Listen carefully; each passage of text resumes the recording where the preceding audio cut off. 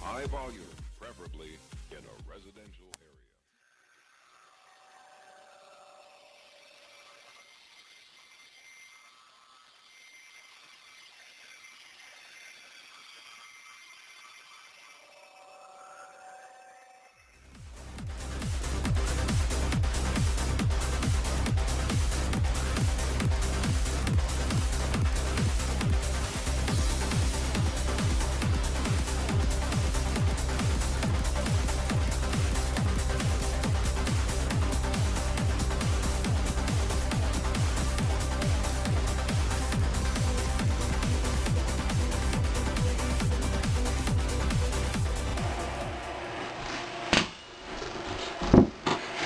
Yeah, boom to the hay, all you sports fans out there in the tubosphere. To you, the individuals, part of the collective.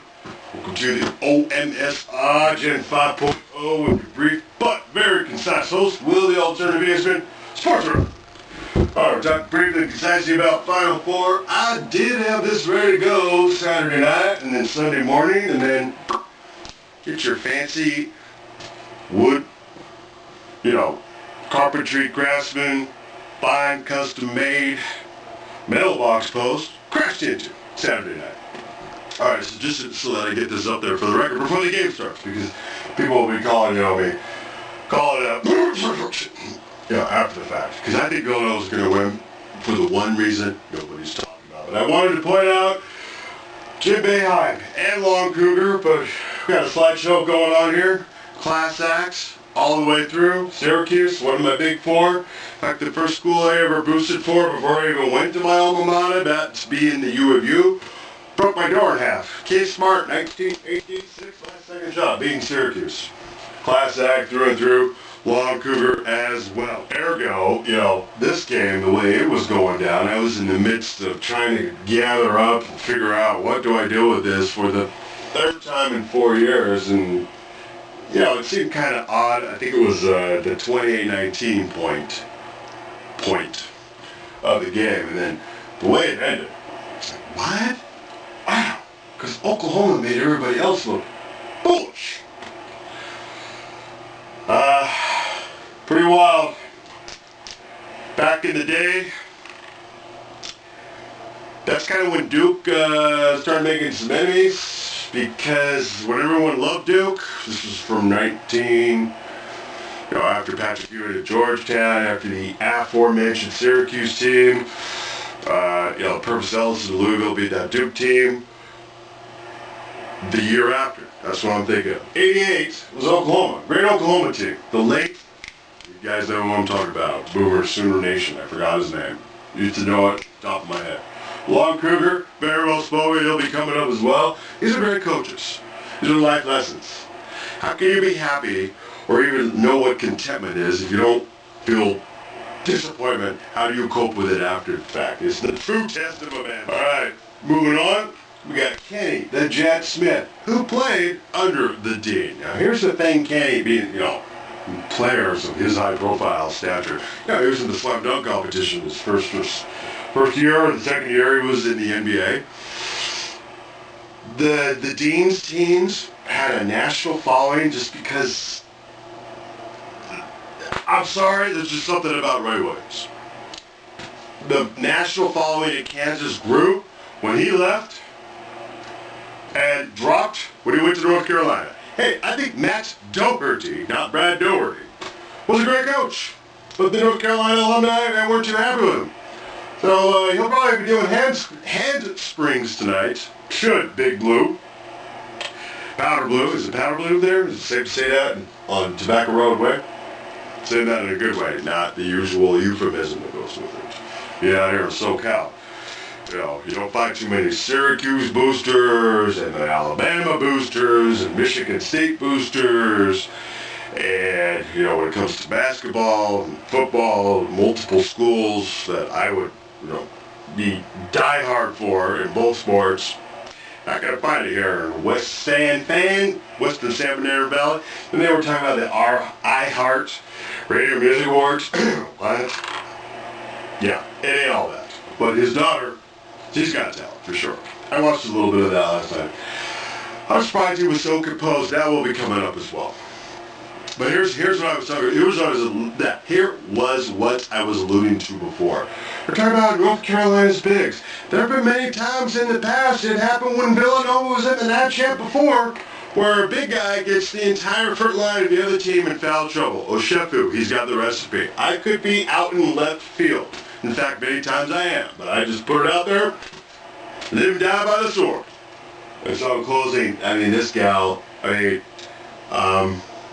some of the funnier moments, because this is the second to the last time, we'll get to see the comedic interactions of the impromptu-ness of these guys, as it's been for now. They've been doing this 6 years. I would just say on another quickie sport rant, this gal's from Canada. I mean, I'm pretty sure there's plenty of American gals who could be doing a show like that. You know what it is about Canada? Because here in SoCal, with all the labor relations, such as they are, a lot of productions move to Canada, and then they import stuff back. That's kind of messed up. You're exporting jobs to Canada, and then you bring somebody else back who's like supposed to be all that. No, it's kind of contrived humor. I'm just telling you, you 20-somethings. This contrived humor that you think is so great, wake it up. Just kidding. Maybe in your 30s you probably do. I don't mean to be in your face, but by the same token, yeah. All right, who's going to win?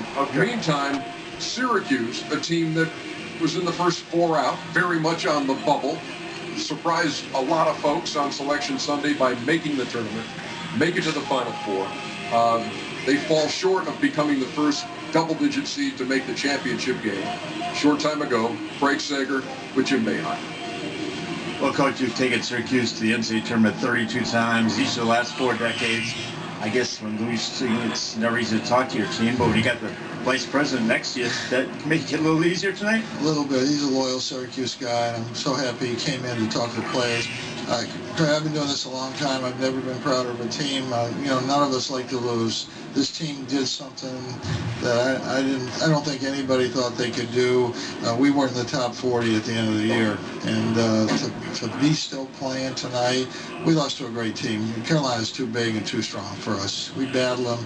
We had to have an almost perfect game, and we didn't. So, but I'm just proud of them. I like your orange. I know that you were thinking of us a little bit when you put that on. My boss is from Syracuse. I have to. Yeah, that's right. And I'm proud of you. I'm really proud of you and what you're doing. You're a fighter, and it's something that we all should really aspire to be, and you're setting an example that we all should be very happy to try to follow. Well, thank you very much. I've never really seen teams penetrate your 2-3 zone like North Carolina did tonight. Is that maybe because they played you twice already this year, or do you just have lapses and holes in there? They got 3 guys that can dribble penetrate. Not many teams have that, and then they got the 2 big guys, so you're always concerned where they are, and so they got in there a little too much. But I really thought our offense hurt us the most tonight. We made some unforced errors, and we missed 9 free throws, and we're not going to beat North Carolina doing that. You'll be back, but you have 3 seniors, Cooney, Cooley, Benajay. They meant so much to the program. What do you say to them?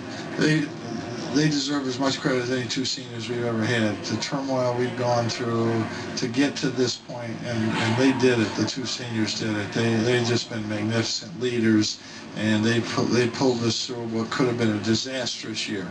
Could have been a losing season. They wouldn't let that happen, and I've never been prouder of 2 seniors than those 2 guys. Well, thanks a lot. Congratulations on a great season. Thanks. Thanks, Craig. Thanks, Jim Boeheim, for those comments as the Orange are eliminated in the Final Four, put their season and their tournament in perspective for me. One of the impressive runs that we've seen, because it was so improbable, but it was just as impressive, guys, because the way they had to beat Virginia, the way they had to beat Gonzaga, very impressive. So hats off to the Syracuse Orange, because they did something that very few thought they would, and they did it with effort and collective execution. And you know what? And hats off to Coach Boeheim, because he did things in this tournament that he's never probably done for a long period of time. When he was down last game, he decided to press, decided to extend the defense. And before that, he was trapping inside of his 2-3 zone, which you don't see a lot of as well. He is adjusting. I think also being on the USA team as a coach, seeing other styles and seeing that he could be a little bit more comfortable has given him a little bit push to say, I'll try some things. But he was fabulous as a coach during this tournament. Yeah. Even though I'm not a big zone proponent, but that was great what he did. Well, he did. They had a great run. And obviously, people forget they were in the first four games that night. But great run. But I tell you what you saw in that interview. They weren't the first four, though. I'm sorry, my bad. You saw a guy who was like, we just got beat by a better team. Mm-hmm. I've never seen him that relaxed after a loss. But he said it. We just got beat by a bigger, stronger team. So listen, getting to the Final Four in college is a great accomplishment.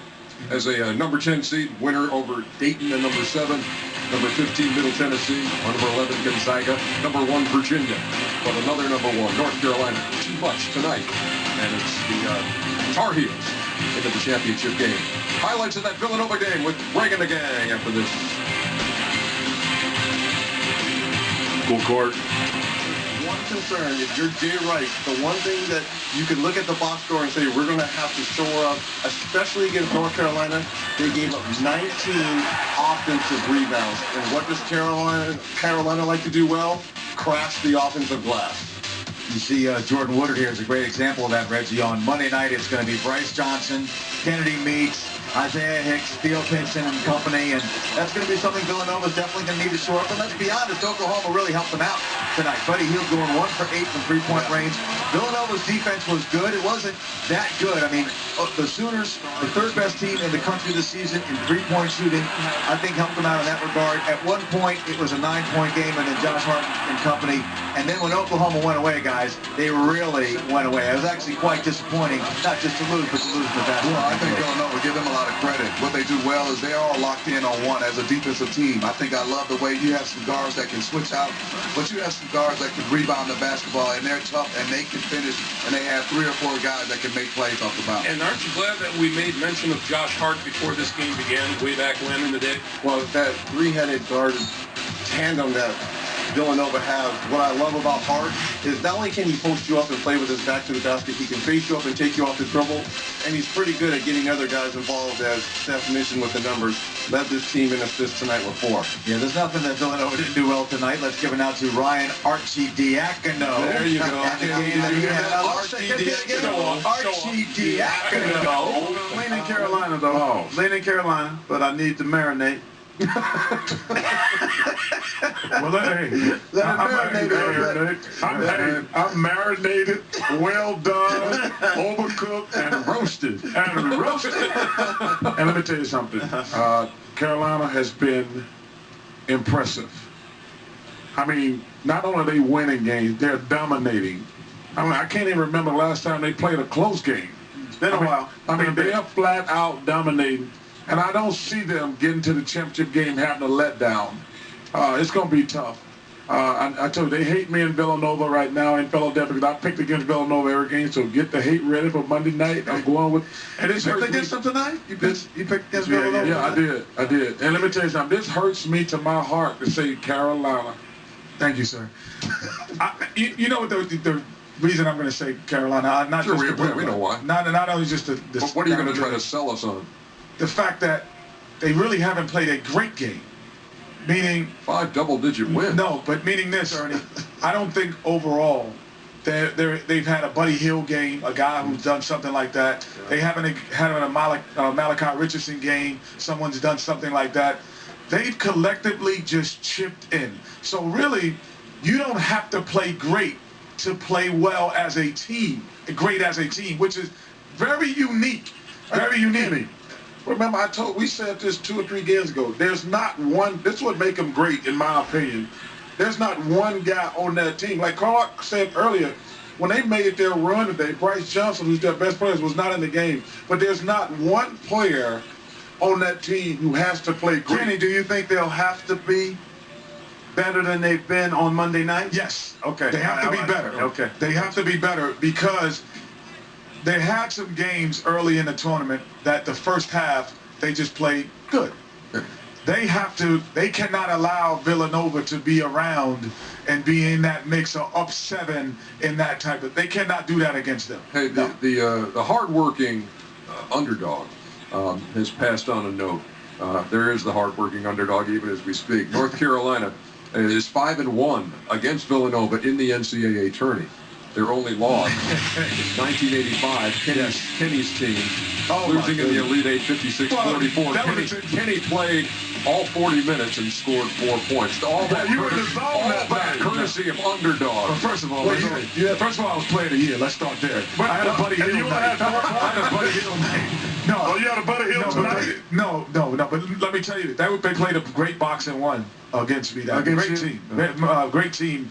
But that's the same team that beat that Georgetown team that wasn't supposed to be there. Well, So if you need any solace, history repeats itself until it doesn't. Until it doesn't. Wait, Kenny, you played a whole. You played a year, had 4 points in a game.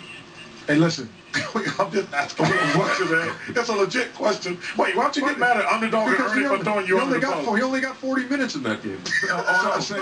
Wait, Ernie, how many minutes you played that year, Ernie? Come on. That backup shortstop. That backup shortstop. Come on, Ernie. No, first base. Let's go to the other set.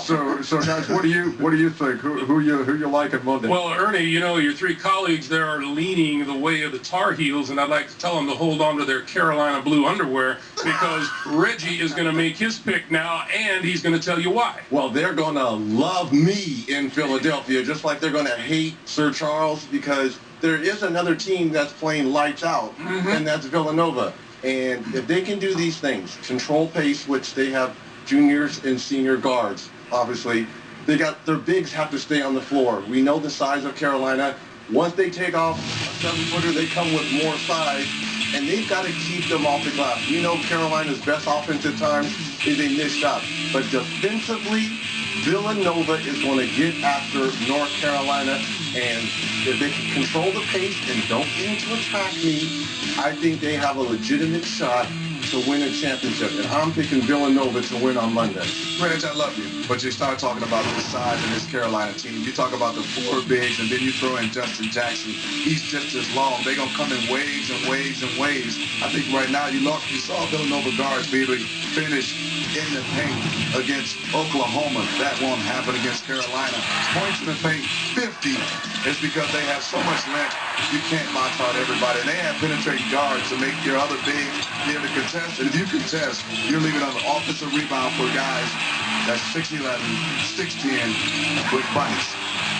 Sounds like the real question is, can Villanova play the kind of game on Monday night that they played tonight? Well, the first thing North Carolina is going to have to do is deal with Villanova's toughness, their overall toughness. Villanova's going to try to gang rebound on the defensive glass, but I didn't think it was possible for me personally to be more popular than I already am in Chapel Hill, North Carolina. But they are really going to love me when I say that I do think North Carolina is going to win. I almost look at Villanova shooting tonight 71% from the floor and think they may have to do a little bit better than that and not give Carolina so many opportunities off the glass. And, Carolina's overall size, we keep talking about their weak three-point shooting. I pointed out earlier, this is the worst three-point shooting team in the history of North Carolina basketball. So when they do make three-point shots, as they're capable of doing, first half Indiana, for example, that's just gravy. They shot 65% from two-point range tonight. They are great offensively in the paint. They are great defensively in the paint. It fuels their running game. They are playing at a high, high level, and I think they've got one more win in them, and that they will win the national championship. All right, so it's 2 votes for the Tar Heels, and then they're voting. Prove me right. Prove me right. We'll take a time out. Hey, where's Kenny Smith? goodness. Look at Kenny, right about there. That's why he only scored 4 points. Hey, listen. Hey, the night before I had 26 against Reggie. That's what happened. In the Sweet 16. Hey, Reggie, I killed all. Did you have 2 points in the first half? Or 2 points in the second half? Or 4 points in one half? Hey, and that's 4 more points than you scored in NC that year. The NCAA of your career. Did you play in the NCAA? Yes, I did. How many? 1? I was over there for 1 year. He only played 1. Get out of here.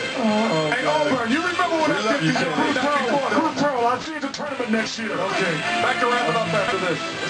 Let's only hope this clip of an exchange between Samantha Bee and Charles meets that high standard.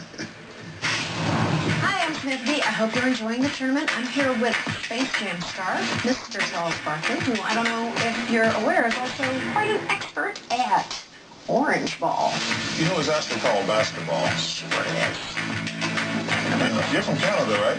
Yeah, I am. So you like hockey. You don't know anything about basketball. Oh, I wouldn't say that I know anything about either of those things. What about politics? I hear that's your specialty. That is. I actually cover the presidential campaign, which is kind of like a joyless version of the Final Four, but it lasts all the way until November, so that's fun. Can you tell me in basketball terms, let's say, what's happening in these clips? Okay. Don't worry about it, little Marco. I will.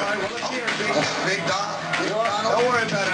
Don't worry about it, little Marco. That's called trash talk. Oh, baby. That's trash talk. That's fine. No, it's fun. Yeah, that's fun. fine. Not for Marco Rubio, but it's trash talk. Yes. Yeah. Oh, okay. I would say that that's illegal use of finger. Hand check. Right That's there. called hand checking. You can't touch anybody anymore. That's called hand checking. That's a foul. You know what? I used to know an awful lot about politics. Who are you going to vote for this year? I'm going to vote for Full Frontal with Samantha B. All new Mondays at 10:30 on TBS. Wow. That indeed is the best man or woman. Your secret is safe with me. I tell you what, I had fun meeting her for the first time, and it was really cool to meet her. She's from Canada too, you know. I heard that. I was paying attention to it. Oh, I'm sorry, I dropped another name. Hey, you mentioned earlier tonight Kenny's daughter. Yes. Kayla Brianna. Yeah. So she's so embarrassed by her last name, she don't even use Smith. That's so over the top. Stop. That's the only way he swings. That's the only way he swings, man. She got a new That's the only way Chuck swings. Has she got a new Haymakers. Well, you know what, the iHeart Music Awards are coming up, and that's tomorrow night on TBS, True TV, and TNT. So we're going to be doing some drops in there. Yes. And she was voted the iHeart Music Artist on the Verge. Wow. Nice. So I'm happy about that. Up and coming, on the verge. I think we have a clip. Do you know what the name of the song is? I'm not sure what we're showing. Okay. Well, let me ask her dad. That's the honest. That's the old song. But the new song is called "Do You Remember" with Rich Homie Quan. I do know that. See, I had to look, remember. But okay.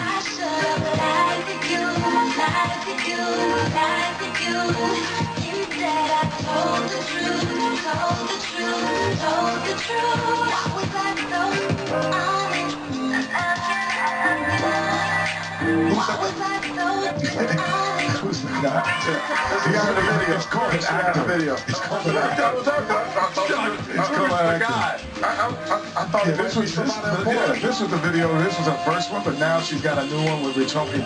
See, Rich Homie Quan. I know she's got a new one. No, that's not Rich Homie. I know that. I'm saying I thought this might be somebody too. I know it's just an actor. I'm giving your girl props, man. She's going to the iHeart Music Awards in LA, and we're going to be here doing the iHeart Music Awards. Man, we're proud of you. I can't wait for that. Congratulations. Number 30 on the charts. 30 on the charts right now. Good stuff. Shout out to everybody at iHeart. Good stuff. So this is it for tonight. Final Four Saturday. Championship game coming up Monday night on TBS for the first time ever. We're very excited about that. And we'll have North Carolina taking on Villanova to cut down the nets.